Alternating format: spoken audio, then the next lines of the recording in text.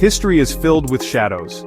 In these shadows, secret groups often form. They have their own rules. They have their own beliefs. Sometimes these groups are harmless. They are just clubs for people with shared interests. But other times they are something much darker. These are the groups that become cults. They demand total loyalty from their members. They often have strange and dangerous rituals. Their leaders hold immense power over their followers. These cults can become a force of terror operating just beyond the sight of normal society. They leave fear and mystery in their wake.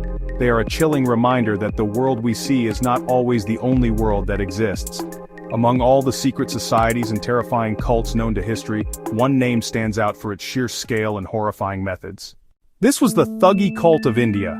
For centuries they haunted the roads of the subcontinent. They were not just a small band of criminals. They were a vast and organized brotherhood of killers. Their existence was a secret passed down through generations. To the outside world they were ordinary people. Farmers, merchants, soldiers, artisans, but in secret, they belonged to a fraternity dedicated to murder in the name of a goddess. Their story is a descent into a world of deception, ritual, killing, hidden terror.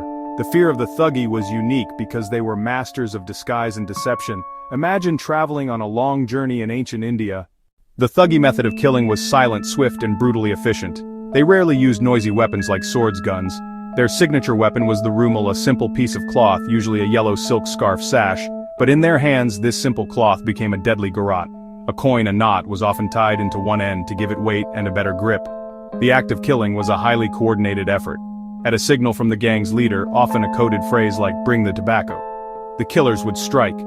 Each designated killer, known as a bertote, would be positioned behind their chosen victim. The attack was over in moments. A thug would whip the rumal around the victim's neck from behind. For centuries, the Thugge operated in the shadows, their crimes often going unnoticed or unpunished. The vastness of India, the lack of a centralized police force made it, well, pretty easy for them to disappear. When travelers went missing, they were often assumed to have been killed by wild animals.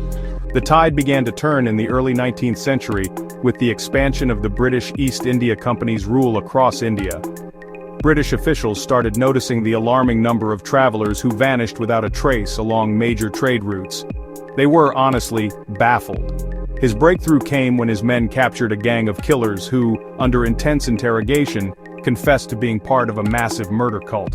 One captured thug, named Thhugge, decided to become an informer or an approver. He revealed everything. The secret language of the thugs, their rituals, their signs, names of thousands of other members. With this new information, Sleeman launched a massive campaign to eradicate the Thugge. The campaign led by William Sleeman was relentless and highly effective. Between 1831 and 1837, his department put over 3,000 thugs on trial. Based on the detailed testimonies of the approvers and the grim evidence unearthed from the graves, the convictions came swiftly.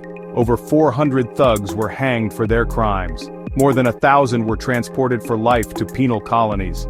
Many others were imprisoned for long terms. For the first time, the full, horrifying scale of the Thugge's operations was revealed to a shocked and terrified public. The secret brotherhood was finally being dragged into the light. The sheer number of their victims is staggering. While exact figures are impossible to know, some estimates suggest they may have murdered as many as 1 million people over the centuries they were active. They represent one of the most prolific and long-running criminal enterprises in human history.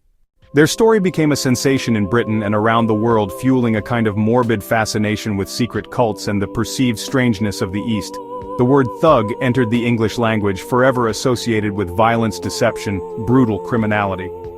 The story of the Thugge also serves as a powerful historical lesson about the conditions that allow such groups to flourish.